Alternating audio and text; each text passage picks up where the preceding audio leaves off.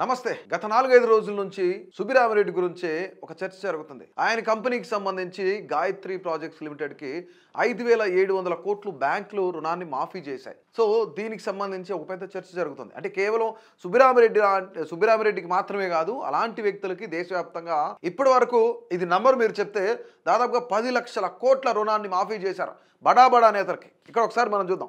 Not only Subbirami Reddy, ఇక్కడ JSW స్టీల్స్కి సంబంధించి Bhushan brothers కానీ లగడపాటి రాజగోపాల్కి అయితే దాదాపుగా 40,000 కోట్లు రుణమాఫీ చేశారు. అది public sector banks, private sector banks. Anil Ambani కూడా ఇందులో ఉన్నాడు. దీంతోపాటు వీడియోకాన్ అధినేత కూడా ఉన్నాడు. డిహెచ్ఎఫ్ఎల్ దీనికి సంబంధించి అతను కూడా ఉన్నాడు. సో ఇలాంటి వాళ్ళందరూ చాలా మంది ఉన్నారు. వాళ్ళ పేర్లు ఏ కంపెనీకి ఎంతెంత రుణమాఫీ చేశాయి సెక్టార్స్ అని చెప్పేసి పర్సంటేజ్లతో సహా మనం చూసుకుంటే భూషణ్ స్టీల్కి సంబంధించి నీరజ్ సింగ్ టాటా స్టీల్కి సంబంధించి దాదాపుగా 20,000 కోట్లు దాదాపు 36% వాళ్ళు తీసుకున్న లోన్లో 36% లోన్ని వాళ్ళు రుణమాఫీ చేశారనమాట. భూషణ్ పవర్ స్టీల్స్, మన ఇందాక జేఎస్డబ్ల్యూ స్టీల్, సంజయ్ సిగ్నల్కి సంబంధించి జేఎస్డబ్ల్యూ స్టీల్కి సంబంధించి 19,350 కోట్ల రూపాయలు మాఫీ చేశారు. ఇక్కడ 60% చేశారు. అంటే చాలా పెద్ద మొత్తంలో మనం ఇక్కడ చూసుకుంటే ల్యాంకో ఇన్ఫ్రాస్ట్రక్చర్కి సంబంధించి, అంటే ఇది లగడపాటి రాజగోపాల్ కుటుంబానికి సంబంధించి దాదాపుగా ఇక్కడ 33,000 కోట్లు, అంటే 99% తీసుకున్న రుణంలో 99% రుణాన్ని వీళ్ళు మాఫీ చేశారనమాట. ఇక్కడ రిలయన్స్ కమ్యూనికేషన్స్కి సంబంధించి అనిల్ అంబానీ 44,600 కోట్ల రూపాయల పైనే, అంటే 91% ఇక్కడ వీళ్ళు రుణమాఫీ చేశారు. దీని తర్వాత మనం డిహెచ్ఎఫ్ఎల్ కానీ, తర్వాత శివ ఇండస్ట్రీస్ కానీ, జెట్ ఎయిర్వేస్ గాయత్రి ప్రాజెక్ట్స్కి సంబంధించి సుబ్బిరామిరెడ్డికి 5,700 కోట్లు, అంటే తీసుకున్న రుణంలో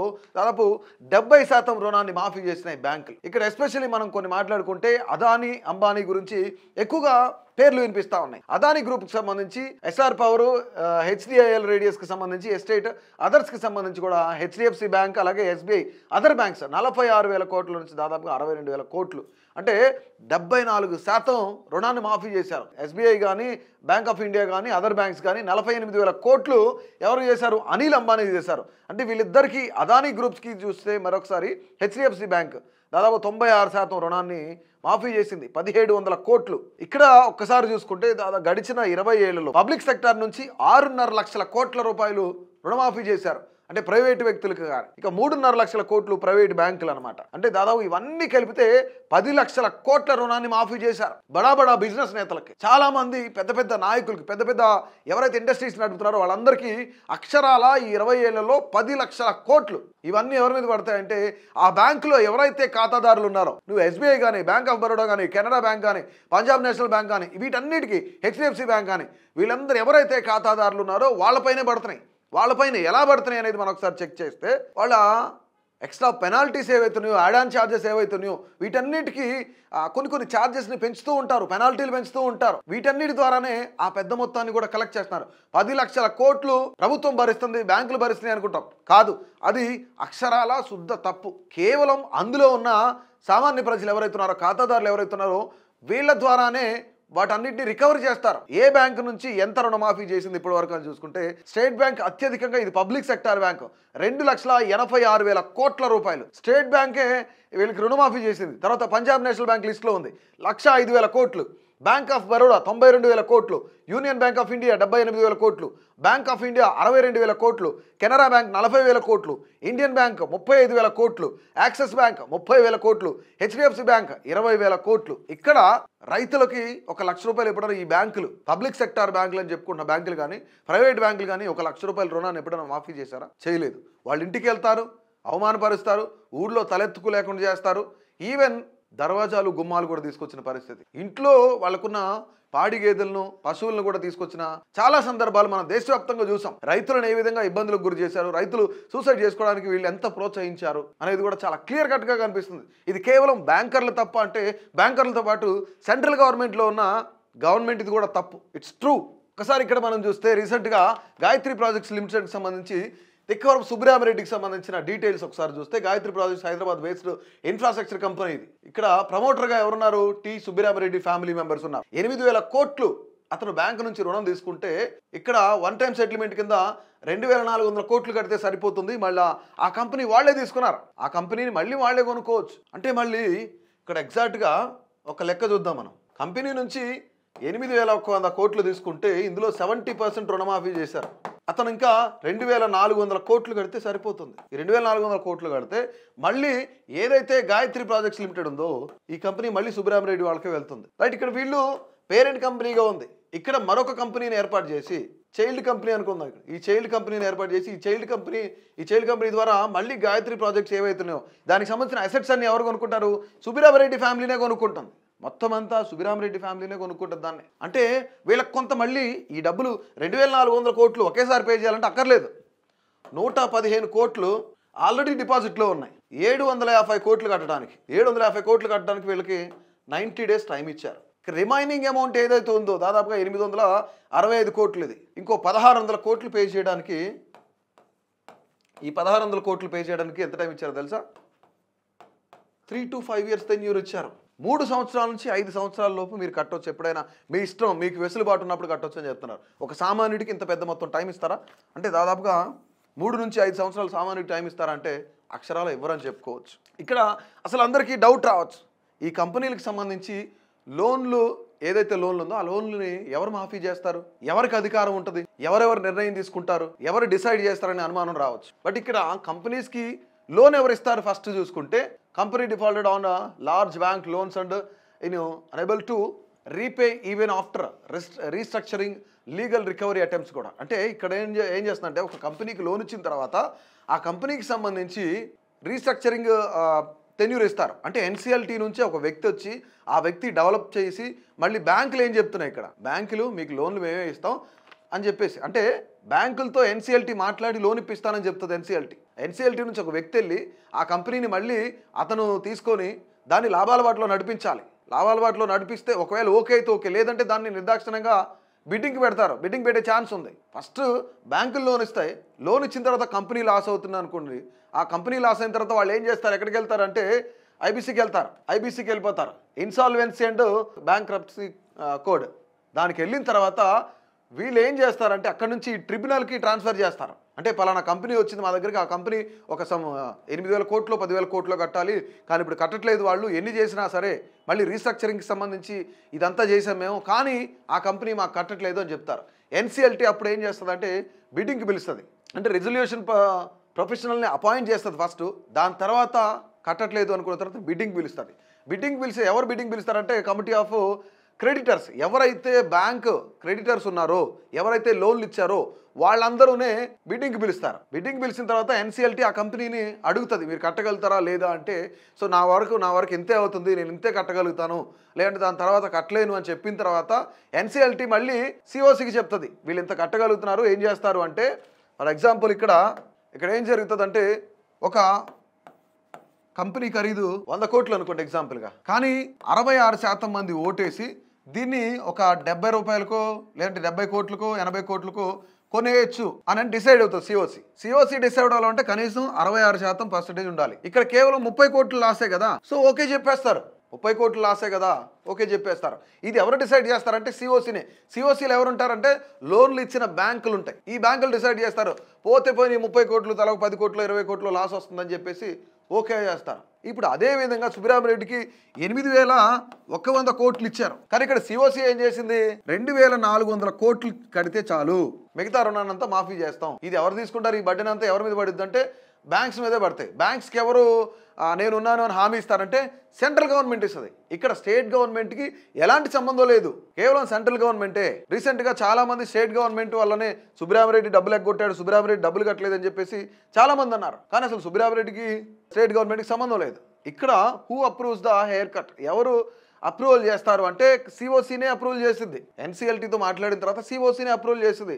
ఎందుకు ఇప్పుడు నేను చెప్పాను ఏదైతే ఎగ్జాంపుల్ ఉందో 100 కోట్లకు సంబంధించిన కంపెనీని 70 కోట్లకు అమ్మడానికైనా సరే బిడ్డర్ని పిలిచిన తర్వాత వాడు 70 కోట్లు ఇస్తానంటాడు. ఆ బిడ్డర్ ఏమైనా అఫీషియల్ అంటే కాదు. ఫర్ ఎగ్జాంపుల్ అదానీ కంపెనీ ఉంది, అదానీ కంపెనీ లాస్లో ఉంది, ఒక 10,000 కోట్లు తీసుకుంది అనుకోండి, 10,000 కోట్లు తీసుకుంది. ఇప్పుడు అదానీ ఏం చేస్తాడు, సో ఇక్కడ నేను కేవలం 3,000 కోట్లు కడితే చాలు, 3,000 కోట్లు కడితే చాలు అన్నప్పుడు ఇతను ఒక షెల్ కంపెనీనో లేదంటే ఎవరైతే చైల్డ్ కంపెనీని ఏర్పాటు చేస్తాడు. మళ్ళీ ఈ కంపెనీని ఎవరు కొంటారు అంటే మళ్ళీ అదానీ కంపెనీ కొంటుంది. కానీ ఇక్కడ చాలా జాగ్రత్త, ముఖ్యమైన విషయం ఏంటంటే అదానీ అసెట్స్ని ఎప్పుడు వేలం వేయరు. ఎందుకు, కానీ తీసుకుంది అదానీ కంపెనీగా అంటే కంపెనీ పేరు మీద లోన్ తీసుకున్నాడు, అదానీ పేరు మీద లోన్ తీసుకోలేదు.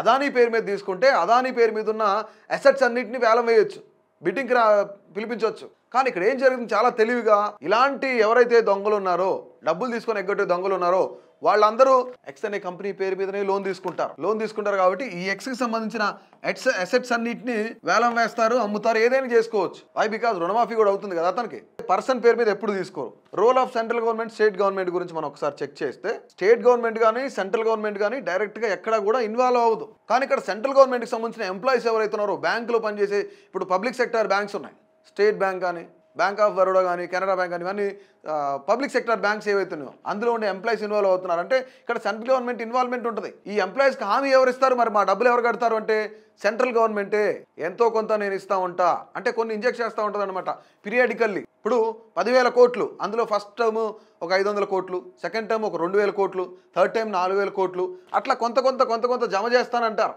కానీ మీకు అందరికీ ఒక డౌట్ రావచ్చు, జమ చేస్తారు, ఈ డబ్బులన్నింటినీ ఎవరు బేర్ చేస్తారు, మరి సెంట్రల్ గవర్నమెంట్ బేర్ చేస్తుంది. సెంట్రల్ గవర్నమెంట్కి డబ్బులు ఎక్కడి నుంచి వస్తాయి?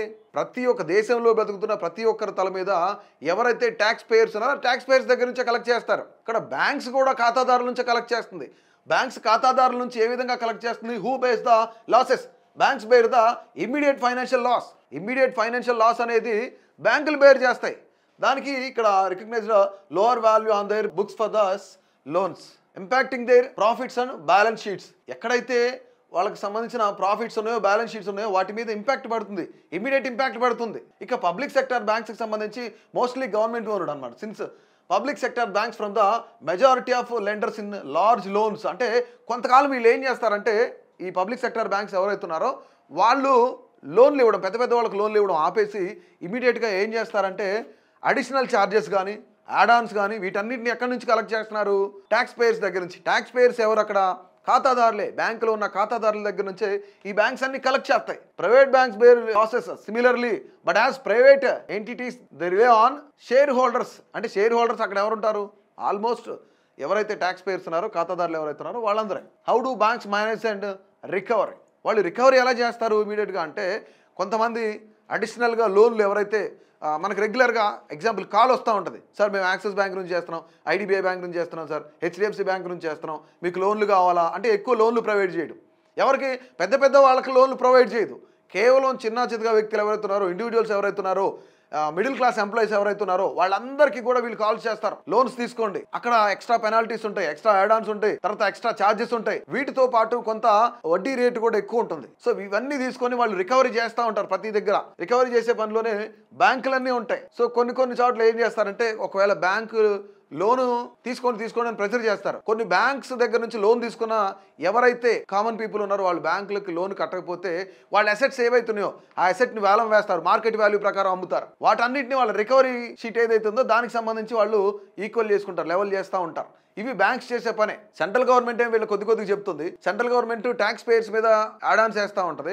ఆ ట్యాక్స్ పేయర్స్ డబ్బులే రికవరీ అమౌంట్ ఏదైతే ఉందో ఆ అమౌంట్కి లెవెల్ చేస్తూ ఉంటుంది. ఇక్కడ బ్యాంకర్స్ కూడా as usual same central government ఏదైతే చేస్తుందో అదే చేస్తుంది. దీనివల్ల ఎకానమీ మీద, ట్యాక్స్ పేయర్స్ మీద చాలా ఇంపాక్ట్ అనేది పడుతుంది. సో ఆ ఇంపాక్ట్ ఎలా ఉంటుందంటే, ఇక్కడ చాలా ఎక్కువగా క్రెడిట్ ఫ్లో అనేది కానీ, లేదంటే ఎకనామికల్గా, ఫైనాన్షియల్గా క్రెడిట్ ఫ్లో చాలా తక్కువ ఉంటుంది అనమాట. ఎందుకుంటుందంటే, ఒకేసారి ఇప్పుడు నా క్యాపబిలిటీ, నా శాలరీ సమ్ ఎక్స్ అమౌంట్ అనుకోండి, దానికన్నా ఎక్కువగా నేను ఇంకా 5,000 అడిషనల్గా యాడ్ చేసి నేను కొత్త లోన్ పే చేయాలంటే చేయలేను. కానీ కొంత ప్రెషర్ వల్లనో, వాళ్ళు ఇచ్చే ఆఫర్ల వల్లనో తీసుకోవాల్సి వస్తుంది. దాని తర్వాత నేను ఎవ్రీ మంత్ చేసే దానికన్నా ఒక 5,000 ఎక్స్ట్రా పే చేయాలంటే నాకు బర్డెన్ అవుతుంది. సో ప్రతిదీ ఒక సర్కిల్ ఒకదాని మీద ఒకటి ఇంపాక్ట్ చూపిస్తూనే ఉంటుంది. 2014 నుంచి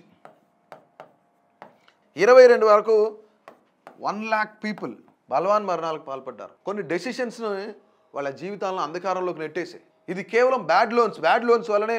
ఏదైతే బ్యాంకులు ఇచ్చే బ్యాడ్ లోన్స్ ఉంటాయో, bad loans in the sense కట్టలేని లోన్స్ ప్రొవైడ్ చేసి, ఎంకరేజ్ చేసి బ్యాంకులే వీళ్ళకి లోన్లు తీసుకోమని చెప్తూ ఉంటారు. ఆ బ్యాడ్ లోన్స్ వల్ల దాదాపుగా 2014 నుంచి 2022 వరకు 1 lakh పీపుల్ డెసిషన్ తీసుకున్నారు. ఇలాంటి డెసిషన్ తీసుకుని వాళ్ళ కుటుంబాలను అనాథలు చేసిన పరిస్థితి. దీంతో పాటు ఎక్కడైతే పర్ ఇయర్ మనం చూస్తే దాదాపుగా ఒక 1 yearకి సంబంధించి 1 yearలో కనీసం 10,000 నుంచి 12,000 మంది కొన్ని డెసిషన్ తీసుకుంటున్నారు. ఇంతమంది చనిపోతున్నారు. యావరేజ్గా పర్ ఇయర్ 10 నుంచి 12,000 మంది ఈ బ్యాడ్ లోన్స్ వల్లనే, కొన్ని అనివార్య కారణాల వల్ల ఇలాంటి డెసిషన్స్ తీసుకుంటున్నారు, వాళ్ళ కుటుంబాలను అనాథలు చేస్తున్నారు. 2015లో ఒక్కసారి చూస్తే 2015లో 8,007 మంది డైరెక్ట్గా లెటర్స్ రాశారన్నమాట.